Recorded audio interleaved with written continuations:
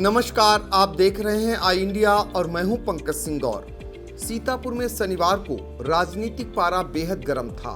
2017 के इतिहास को दोहराने के लिए हर प्रयास में जुटी भारतीय जनता पार्टी के मुख्यमंत्री योगी आदित्यनाथ ने सेवता, महमूदाबाद और मिश्रिख में 3 जनसभाओं को संबोधित कर निशाने पर सपा मुखिया पूर्व मुख्यमंत्री अखिलेश यादव को लिया। आतंकवादियों को लेकर अखिलेश यादव पर जमकर निशाना साधा, तो उधर दूसरी तरफ खोई हुई प्रतिष्ठा को पाने के लिए समाजवादी पार्टी ने पूरी ताकत झोंक दी। जवाब में सपा मुखिया पूर्व मुख्यमंत्री अखिलेश यादव ने बिस्वा में चुनावी जनसभा को संबोधित कर मुख्यमंत्री योगी आदित्यनाथ पर पलटवार किया। सीतापुर में चौथे चरण के तहत 23 फरवरी को मतदान होना है। 4 दिन पहले भाजपा और सपा ने चुनावी प्रचार में पूरी ताकत झोंक दी। आइए आपको दिखाते हैं सीएम योगी के हमले पर पूर्व सीएम अखिलेश का पलटवार। और अगर होली और दीपावली रहती थी तो बिजली नहीं आएगी, यही तो होता था। 2017 के पहले बिजली मिलती थी, जरा जोर से बोलिए, मिलती थी। आज तो बिजली मिल रही होगी ना, आज तो भेदभाव नहीं होता है ना। आज चाहे होली हो, दीपावली हो, ईद हो, मुहर्रम हो, क्रिसमस हो, 24 घंटे बिजली रहती है। अगर यहाँ खुशी तो वहां भी खुशी, यहाँ सुरक्षा तो वहां भी सुरक्षा। 25 करोड़ जनता को सुरक्षा का माहौल देने का कार्य भारतीय जनता पार्टी की डबल इंजन की सरकार ने किया है। पहले भाइयों बहनों नौकरी आती थी, समाजवादी पार्टी का कुनबा, चाचा भतीजे का कुनबा निकल पड़ता था अवैध वसूली में। नौजवानों को नौकरी नहीं मिलती थी, भर्ती के नाम पर घोटाला होता था, न्यायालय उस पर स्टे करता था, भर्ती फिर रद्द हो जाती थी। भाइयों बहनों, आज तो प्रदेश के अंदर 5 वर्ष में 5 लाख नौजवानों को सरकारी नौकरी दे दी। सुरक्षा का बेहतर वातावरण बनने के कारण आज प्रदेश के अंदर व्यापक पैमाने पे यहाँ पर आज कहीं कोई समस्या नहीं, निवेश हो रहा है। 2017 के पहले जो सरकार थी उसकी संवेदना गांव के लिए नहीं थी, किसान के लिए नहीं थी, नौजवान के लिए नहीं थी, महिलाओं की सुरक्षा के लिए नहीं थी। भाइयों बहनों, उसकी संवेदना किसके प्रति थी? कल अहमदाबाद के एक न्यायालय के द्वारा उस आम फैसले से स्पष्ट हो जाता है, जिस फैसले में अहमदाबाद के सीरियल ब्लास्ट में दर्जनों लोग मारे गए थे और जो आतंकवादी उस घटना को अंजाम देने वाले थे उसमें से कुछ उत्तर प्रदेश के भी थे। उत्तर प्रदेश के इन आतंकवादियों में से आजमगढ़ का एक आतंकवादी, उसके पिता यानी उसके अब्बा जान समाजवादी पार्टी के प्रचारक हैं, यानी सपा का हाथ आतंकवादियों के साथ। तो जो आतंकवादियों के प्रति जिसकी संवेदना होगी, क्या आप उसको समर्थन करेंगे? आखिर समाजवादी पार्टी ने 2012 में क्या किया था? जब आई थी उसने आतंकवादियों के खिलाफ दायर मुकदमों को वापस लेने का प्रयास किया था। श्री राम जन्मभूमि पर आतंकी हमला करने वाले,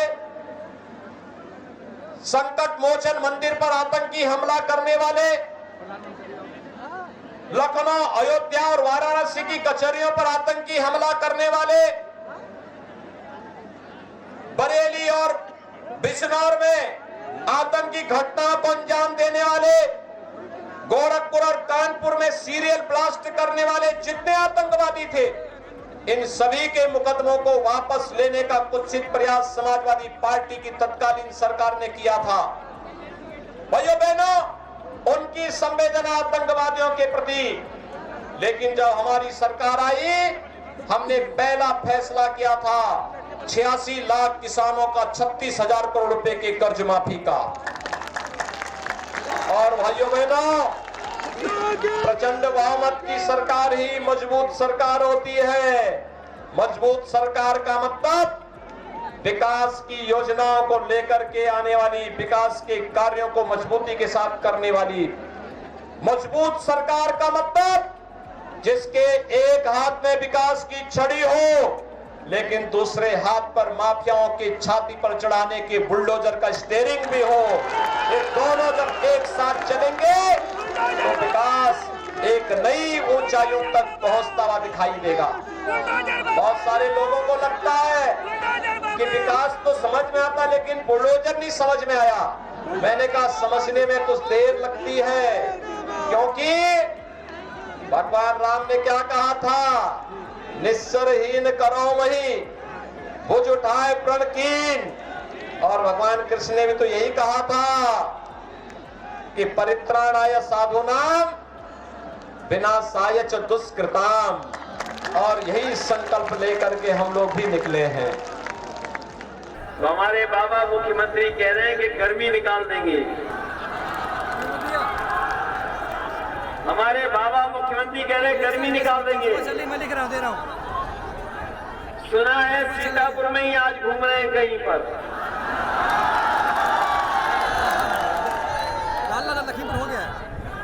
झीन बाबू जी क्या गए हैं, लेकिन झीन बाबू वहां नहीं मिलेंगे। झीन बाबू जी यहाँ जनता के बीच में खड़े हैं। ये कह रहे गर्मी निकाल देंगे, लेकिन अगर वो देख लेते हमारी लखीमपुर की जनता, पीलीभीत की जनता और सीतापुर की, तो उनकी भाप अपने आप निकल जाएगी। ये जनता वो दिखाई दे रही है कि गर्मी निकालने वालों की भाप निकाल देगी इस बार। हमारे किसानों को अपने खेत की रखवाली करनी पड़ रही है।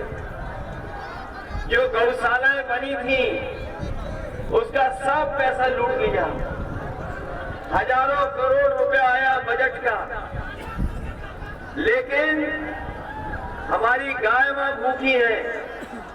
भूख की वजह से जान जा रही है और खेतों में घूम रहे, खेत बर्बाद हो जा रहे हैं। किसानों का नुकसान हो रहा है और किसान को अपनी रखवाली के लिए, खेती की रखवाली के लिए तार लगाने पड़ रहे हैं। बताओ, तार लगाने पड़ रहे हैं कि नहीं लगाने पड़ रहे हैं? समाजवादी सरकार बनेगी तो कम से कम 2 सालों में सुधार कर करके उनकी देखभाल कैसे हो। और शायद बाबा मुख्यमंत्री जानते नहीं है, हमसे अच्छी रखवाली कोई नहीं कर सकता। हम तो बाबा मुख्यमंत्री से कहेंगे अपना जो प्रिय जानवर है, जो उनका प्रिय जानवर है, उससे तो जनता को बचाओ। और ये अभी कुछ दिन पहले हमारे बाबा मुख्यमंत्री जी ने लखनऊ में लैपटॉप बांटे थे। किसी को मिले नौजवानों आप में से? पता नहीं कौन सी टैबलेट दे रहे हैं पिछले 5 साल से। और अभी स्मार्टफोन भी बांटने का दावा किया, कहा 1 करोड़ स्मार्टफोन बांटेंगे। 1 करोड़। बताओ, सीतापुर के नौजवानों किसी को स्मार्टफोन मिला हो? और अभी तक तो हम ये कहते थे कि हमारे बाबा मुख्यमंत्री कंप्यूटर चलाना नहीं जानते, लेकिन अभी उन्होंने एक तस्वीर लगाई इटावा की जनसभा की, जिसमें खुद वो पूरब की तरफ देख रहे हैं और जनता पश्चिम की तरफ देख रही है। तब पता लगा कि इन्हें तो स्मार्टफोन चलाना भी नहीं आता है।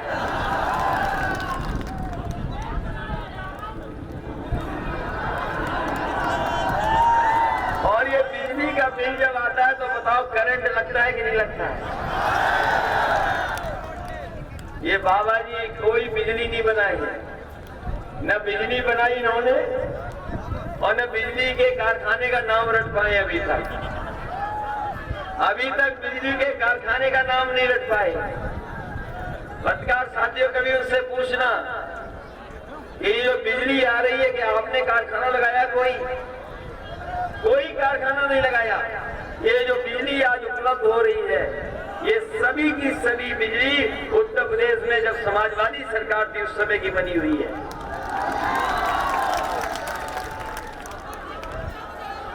इसलिए साथियों, मैं आपसे कहना चाहता हूं कि बाबा मुख्यमंत्री तो नाम भी नहीं रख पाए हैं और ये गर्मी निकालने की बात कर रहे हैं। ये 100 नंबर वाली पुलिस की व्यवस्था चालू की थी, जिससे कहीं घटना हो जाए, कहीं विवाद हो जाए तो फोन मिलाने पर पुलिस आपके पास मदद के लिए पहुंच जाए।